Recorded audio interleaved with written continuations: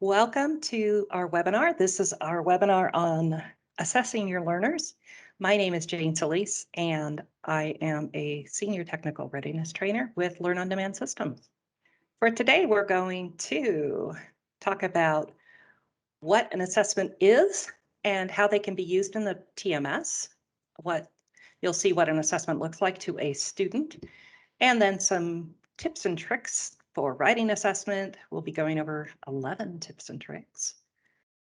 I'll be doing a demo on creating an assessment and how to view the results of that assessment. So what is an assessment? An assessment's a tool that is used to evaluate, measure, and report on students' educational needs, learning progress, or their skill acquisition. So you can use an assessment to look at how much a student currently understands on a topic. And you can do that with doing that, you can use an assessment to look at what skills a student still needs to learn and also find out their competency level. And you can also use assessments to measure the progress they made in learning a topic. So in terms of evaluating educational needs, you may want to find out if a student is ready to take a course that you're offering. And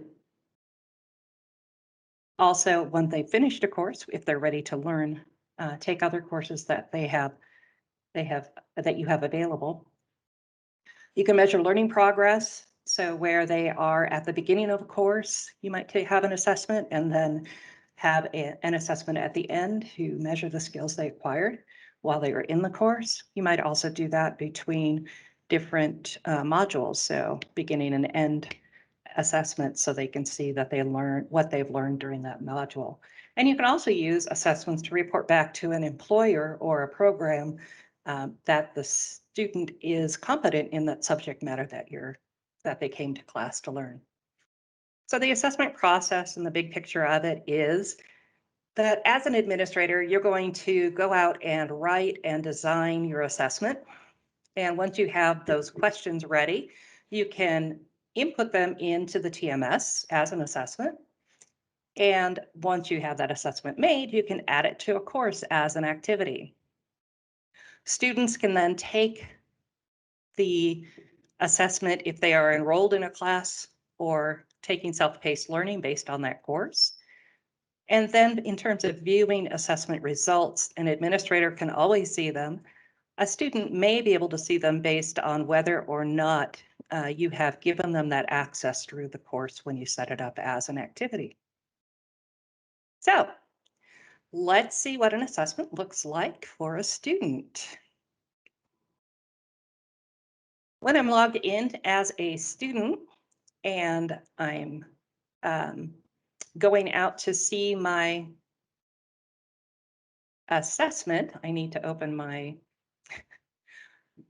I was getting confused between which thing I'm presenting right now. We're going to go out and look at an assessment, and as a student, I can take an assessment. So here's my sample color assessment. I can launch it. We can see what the status is there, and I can quickly take this. So if I want to know what cool colors are, I'm going to get one wrong there. And is brown darker than black? No, it's not. Complementary colors, I will get one right and one wrong. And hue is, no, it isn't.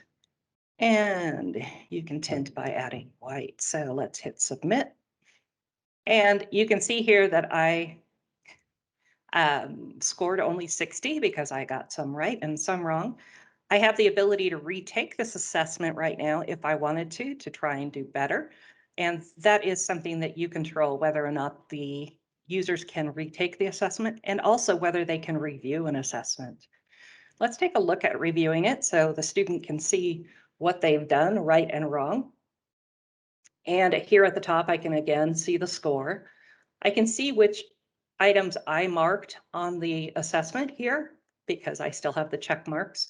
And I can see which ones are correct answers because they're underlined in green and they're bold. And I can see anything that I have incorrectly answered because it's underlined in red. Then if I'm like, why did I get that answer wrong? You can include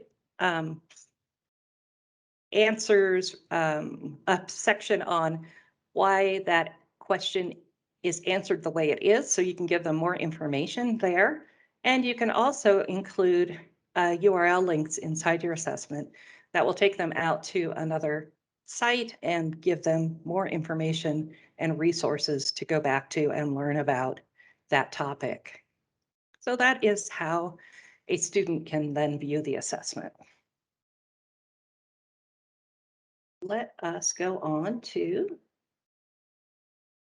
tips and tricks on writing assessments. And there again. Okay, so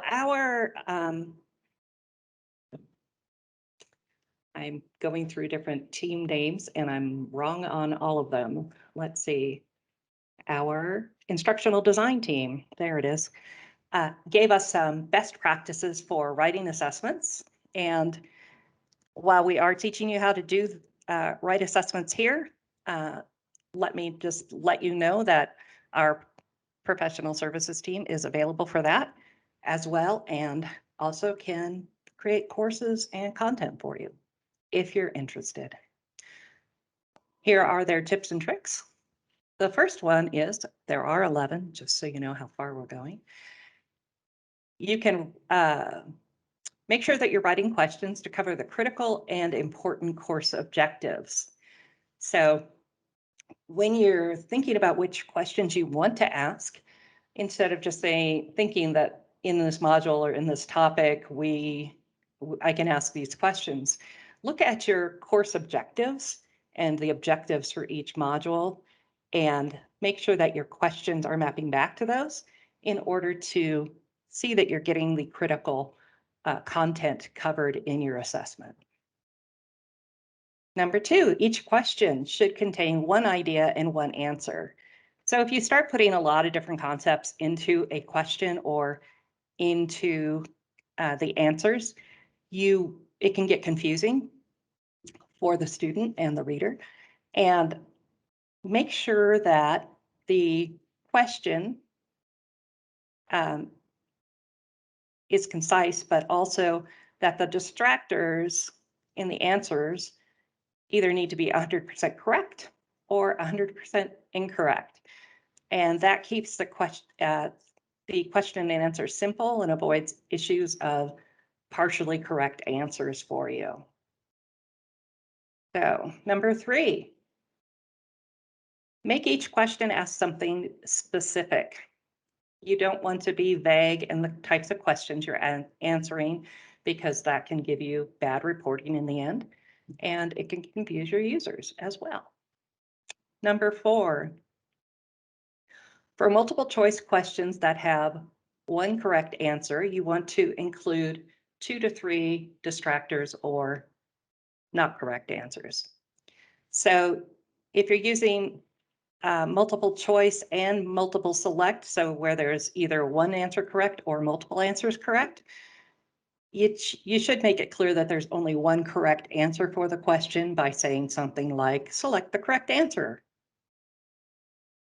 And then when you have multiple select answers where there are multiple correct answers, you can put in, don't put in any more than 3 correct answers and have a total of 5 options at the most.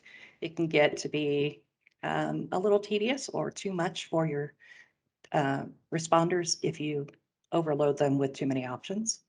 So then if we're doing 5 answers total, if you have 2 correct answers, have 3 distractors. If you have 3 correct answers, have 2 distractors. And then in order to clue them in that this has multiple correct answers, you'll want to say something like, select the 3 correct answers or select all that apply. Number 6, don't use all of the above questions. They can seem like trick questions, and they can also stand out as the most obvious answer. Number 7, don't use questions that ask the user to select what is not applicable in a list.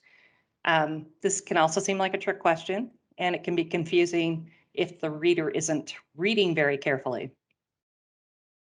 So you can phrase your question to the positive by saying, which of the following apply, rather than saying the negative of that, which of the following don't apply. Number 8, make all your response options parallel. In other words, start everything with a noun or everything with a verb. Don't mix the two in your answers. And try to keep everything in terms of answers approximately the same length. Having a really short answer or a really long answer can give them away as the answer.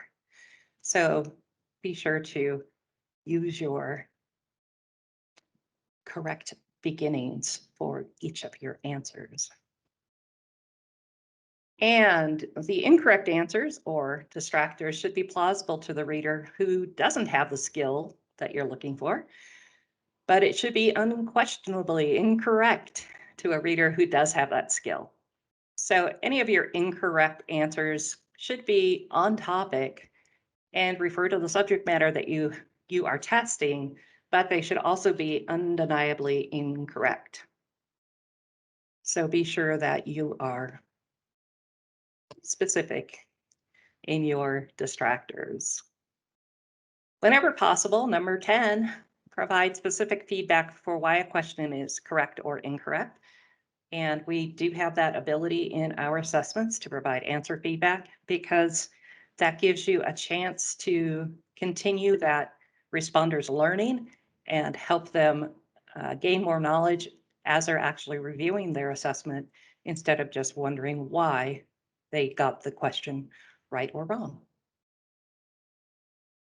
Number 11, and number 11's a long one, so we have a couple of slides for this. Your language should not be a barrier to comprehending a question. So we want to avoid using absolute terms like always and only and none, because if the responder is anything like me, they start to focus on exceptions to that absolute. Well, if it's always this, but what if this happens? Then it isn't that way. So it can distract them from what you're actually trying to point out. And phrase your question properly with one correct answer, so they aren't confused by what may be another partially correct answer. You want to also avoid using contractions. Spell out both words so you're drawing attention to a negation. So don't, use do not. This also helps with comprehension for people that are English second language, so that they can not be confused by contractions. You also want to avoid using would or could, because would or could indicate an action that would happen only if certain circumstances were met. You want to use can and will. That reflects ability, and it also describes an action expected to take place.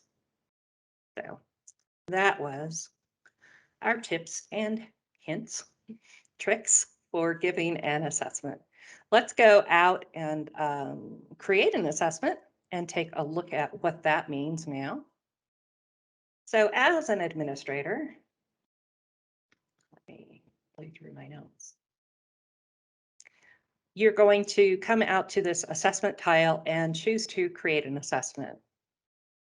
And from here, you're taken to this assessment page, and it doesn't look like I can create an assessment from this page. In fact, people get really confused by this, and it's pretty simple, actually.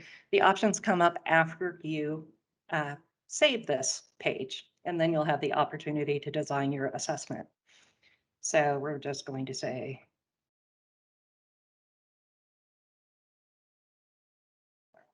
sample assessment. You can see the typer that ever came around. So we're going to then save. And now that I've saved, I actually have the ability over here to design the assessment. If I needed to edit my my title or the management or ownership of the assessment, I can do that by clicking on the edit. So click on design. And here we go. Everything for an assessment stays on the same page. And we can add a question. We have only two choices. You can either have a multiple choice single answer or a multiple choice with multiple answers. Once you choose one of those, you can enter the question text. And from here, the next item that you can add is the resource that you want them to go to. So you can put in a URL for a resource where they can learn more information about that subject. And you have room for the answer explanation right here as well. So this, if you give them the ability to review the assessment, they'll also be able to see this answer explanation, and you can tell them why this is the right answer.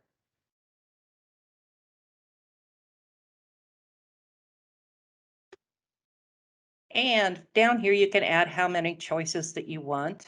And I'm just going to do true or false. True, true, true, really true. And I type so much better when nobody's watching. False. And then you can mark which one is the correct answer, true or false, and obviously remove or add more.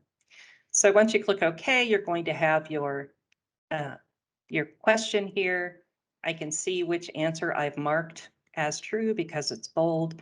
And if I had put in a URL, I would have a little I for information over here that would allow me to check the URL as well. Then you can preview the assessment to see what it looks like for your students when they take it as well. So that is creating an assessment. Once you have created that assessment, you need to be able to add it to a course, and it comes into the course as a course activity. So I will be able to edit my course and go to activities, and I can now add an assessment in here. Add assessment. And I'm going to type in webinar. And I can add that. I could choose multiple assessments if I wanted to at this point, and OK, and they would all be added. So once I have my webinar assessment added, I can choose whether or not it is required for the course to be completed. I can choose whether it's available instructor-led or self-paced. I can choose whether or not I allow them to retake the assessment or if I want them to only take it once. And then I can also choose whether or not I will allow them to review that assessment once it is finished. So you have the power here, and that works over anybody taking the class or anybody taking the assessment as within a course assignment. So then I would save my course, and you can set up that assessment to be taken before the class starts. You can set it up to be taken in between different modules, or you can have them at the very end of class, or both. So we've seen what a student sees and how a student reviews an assessment. An instructor cannot review assessments unless they're given special permissions. It's not part of the instructor role. And if I want to review assessments on my own, I would come to my assessment tile again and find assessment responses. Any administrator can then open assessment responses and take a look. This is based on just the assessment, and people have taken it from different classes or from different course assignments. Here I can see what the score is for each person that has taken this assessment.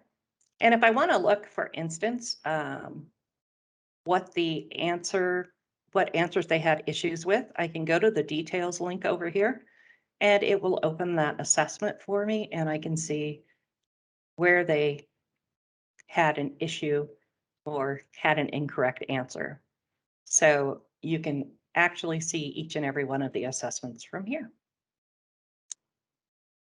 That is what I was presenting today on assessments. Let us return to our slideshow. So to learn more about assessments, you can go in the TMS, you can go to lods.one/assessment admin assessments. And also check out our product guides in the TMS Resource Center. We would love it if you would complete an evaluation before your next session. So check in our chat for a link to that. You can keep up with us on Slack at labauthor.slack.com and submit your feature ideas if you have things that you want changed or have an idea for something that isn't already in the TMS or LOD. Go to lods.one/feedback and put your suggestions in there and see what other people have suggested. And please remember, we have weekly demos that you can register for at lods.one/feature demos. And you can look for any event like our lab developer workshop or our upcoming launch events at lods.one/webinars. If you want help with challenge-centric learning, our professional services team can help you build out everything you saw in today's session: technology, people, process, and expertise. And whether it's low stakes or high stakes assessments, badging, or certifications, we can help. Our experts can build out robust hands-on scored labs or labs with assessments and work with our team to learn best practices or have us develop it for you. You have product feedback. Once again, you can go to lods.one/feedback and add a new idea and vote on ideas that are already out there if you like them or don't. We have a special launch offer. Review us on G2 and get $25. Pretty good. If you submit a review on Learn on Demand systems on G2, and we'll email you a $25 gift card to the vendor of your choice. You need to submit your review at lods.one/review us, take a screenshot of it, and send it to events@learnondemandsystems.com so we know that you actually did it. And then tell us how you want your $25, what kind of gift card you want, and we'll send a gift card via email. Thank you for being in our webinar.